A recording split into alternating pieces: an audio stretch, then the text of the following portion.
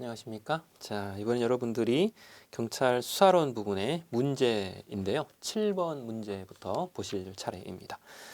6번까지는 이론적인 부분들이 꽤 들어있었죠. 7번부터는 문제가 조문이 주로 이제 많이 들어있는 그런 흐름으로 갑니다. 그리고 이제 잠깐씩 이론 문제들이 좀 있어요. 그런 부분들은 여러분들이 잠깐 테스트를 좀 하죠. 자, 교재는 이제 112쪽인데 7번 문제이죠. 검사의 사법경찰 관리에 대한 수사 지휘 및 사법경찰 관리의 수사 준칙에 관한 규정 이렇게 이제 길게 돼 있는데 우리는 이걸 그냥 약칭을 해서 수사 준칙이라고 부르고 있습니다. 그래서 이제 제 의식한 이후부터는 이 부분은 그냥 수사 준칙이다 이렇게 제가 발음을 할 테니까요. 양해를 좀 해주시기 바랍니다. 수사 준칙에 따라 송치 전 수사 지휘를 받을 의무가 없는 사건은 무엇이냐 이렇게 묻고 있어요. 일단 이 과거하고는 좀 다르게요. 이 수사 준칙이 지금 여기에 나와 있는 문제처럼 송치하기 전부터 검사의 수사 지휘를 받아야 되는 의무적으로 받아야 되는 그런 사건들을 명시하고 있습니다. 그래서 이제 제한적으로 열거가 되어 있는 부분들이다 이렇게 보는 거죠. 자, 그래서 이제 안에 내용들을 보시게 되면 아시겠지만 이거 열거된 거 이외에는 경찰이 이제 자체적으로 검사의 지휘 없이 진행을 할 수 있는 그런 부분인 것이죠. 그런 부분들이 사실은 많습니다. 거의 대부분이다 이렇게 봐야 되죠. 그래서 경찰에 접수된 대부분의 사건들은 검사의 필요적인 지휘 대상은 아닙니다. 그런데 일부 열거가 된 몇 개 범죄들이 이 안에 지금 들어가게 되는데요. 그중에 1번 선거 공안사범에 대해서는 입건 지휘를 받은 사건들에 대해서 송치 전이라 하더라도 수사의 검사의 지휘를 받도록 되어 있죠. 이건 1번은 맞죠. 2번 폭처법입니다. 폭력행위 등 처벌에 관한 법률, 즉 폭처법의 범죄를 목적으로 한 단체 등의 구성, 활동, 이용, 지원 혐의로 입건한 사건이에요. 이거는 우리가 말하는 조폭 사건입니다. 그러다 보니 범죄가 약간 좀 문제가 있죠. 그러다 보니 검사의 지휘를 받으라고 조문이 지금 만들어졌던 것이고요.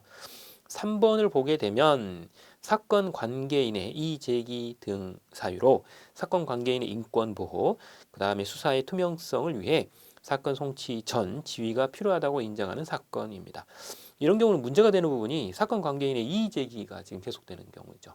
이의제기가 있는 경우예요. 이런 경우들은 뭐 인권 침해에 뭐 있어서 이의가 되는 경우들도 있겠지만 이제 수사의 투명성이나 이런 부분들을 위해서라도 이의 제기를 계속한다 하더라도 사실은 이제 누가 봐도 사건은 이렇게 진행이 된 게 맞아, 잘 진행이 됐어 이렇게 이제 평가를 해야 될 필요가 있기 때문에 이렇게 이제 검사의 사전 지휘를 필요로 하다고 인정이 되면 진행을 이렇게 하고 있는 것이죠.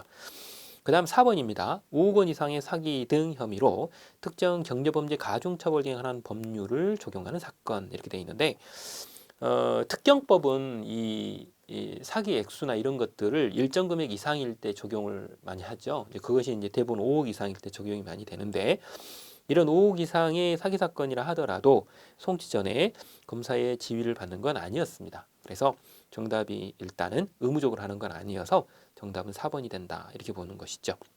그래서 이거는 이제 한정적인 어떤 해석의 필요 혹은 조문들을 여러분들이 알고 있느냐라고 하는 그 부분에 대한 내용으로 수사준칙 제77조 관련 부분은 여러분들이 확인을 하셔야 됩니다. 근데 이제 거의 이 부분에 해당이 된다.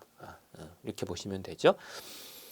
그리고 이제 8번 문제를 잠깐 봅니다. 7번하고 8번은 사실은 관계가 좀 있죠.